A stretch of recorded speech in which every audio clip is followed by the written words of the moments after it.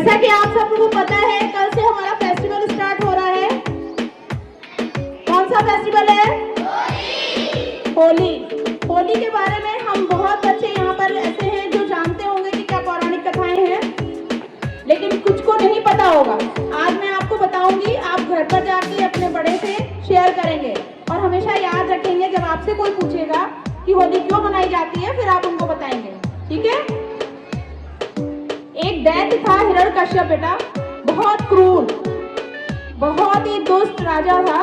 वो अपनी राज्य में ऐसा समझता था कि सारे लोग उसी की पूजा करें, कोई भगवान को ना पूजे, ठीक है? और वैसे भी उसे वरदान था कि कोई भी तुम्हारे परिवार में, तुम्हारे साम्राज्य में अगर विष्णु की पूजा करेगा तो तुम्हारा अंत हो जाएगा। तो ये तो उसको पता था, इसीलिए वो हमेशा इस पे ध्यान रखता था कि कोई वहां पर भगवान की पूजा ना करे। लेकिन दुर्भाग्यवश उसके घर में ही एक संतान जन्म ले लेती है जिसका नाम होता है, आपको पता होगा, प्रहलाद। क्या होता है? प्रहलाद ने जन्म ले लिया किसके घर में? राजा दैत्य हिरण्यकश्यप, है ना? अब बहुत दिन जब उसको पता चला कि उनका जो पुत्र है प्रहलाद वही विष्णु की पूजा कर रहा है, तब तो उसे बहुत शर्म आई, क्योंकि प्रजा में तो उसने अपना खौफ फैला रखा था। उसकी डर से कोई भी भगवान की पूजा नहीं करते थे, सारे लोग उन्हीं की पूजा करते थे। लेकिन जब अपने घर में ही अपना बच्चा करेगा तो क्या करा जाए?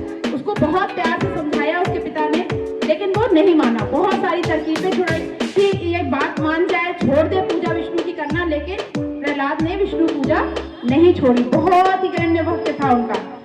अब इसलिए उन्होंने कई तरह के अपने हिसाब से उनको सुधारने के लिए बहुत सारी तरकीबें सोची, लेकिन कोई तरकीब उनकी काम नहीं आई। फिर एक दिन उन्होंने ये अपनी बहन के साथ उन्होंने प्रोग्राम बनाया कि चलो उसको बुलाते हैं। किसको?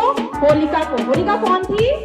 हिरण्यकश्यप की बहन थी, और उसको ये वरदान मिला हुआ था कि अग्नि उसका कुछ भी नहीं बिगाड़ सकती है, ठीक है?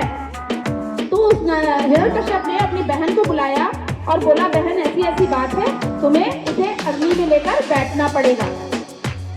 उसके बाद भी इतनी सारी बातें होने के बाद भी प्रहलाद के मुख पर, फेस पर कोई भी डर नहीं था। वो बिल्कुल विष्णु पूजा में लीन था। वो बिल्कुल भी उसे डर नहीं लगता था कि मेरे साथ क्या होगा। वो विष्णु भगवान का इतना बड़ा भक्त था कि उनके ऊपर उसको पूरी विश्वास थी। अब एक दिन जब उसको होलिका को बुलाया गया तो वहां अग्नि प्रज्वलित की गई और होलिका वहां पे हंसते हंसते जाकर बैठ गई।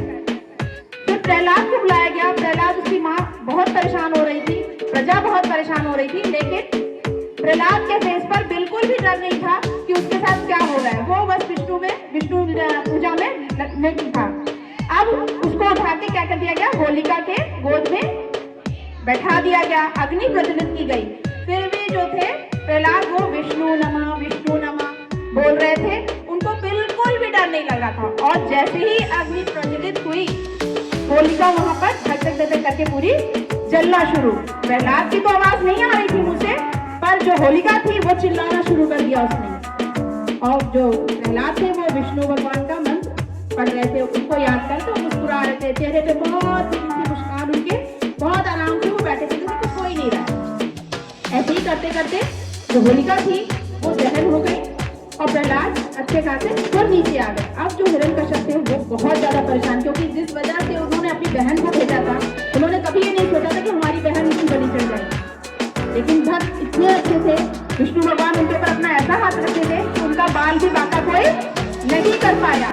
इसी दिन से लोग, वहां की जो प्रजा थी, खुशियां मनाने लगी और उसके दूसरे दिन से हमारे यहाँ रंग खेलकर खुशी मनाने लगी। और इसको एक हमारी बुराई पर अच्छाई की जीत भी मानते हैं, इसलिए भी ये फेस्टिवल हमारे लिए बहुत मायने लगता है। इसमें कहते हैं कि हम जितने भी दुश्मन होते हैं, एक दूसरे से दुश्मनी छोड़कर गले मिलते हैं, सारी दुश्मनी भूल जाते हैं। और एक दूसरी चीज और भी है बेटा, वेरी गुड, एक दूसरी चीज और है, आपको शायद पता हो या ना पता हो, मैं बता रही हूँ।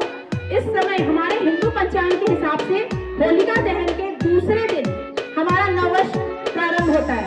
जो हम लोग 1 जनवरी को मनाते हैं वो हमारा कल्चर नहीं है, वो हमारा कल्चर नहीं है। हमारा जो नववर्ष स्टार्ट होता है, शुरू होता है, वो होता है होलिका दहन के दूसरे दिन, यानी परेवा के दिन, जिस दिन से हम रंग खेलते हैं। फागुन मार्च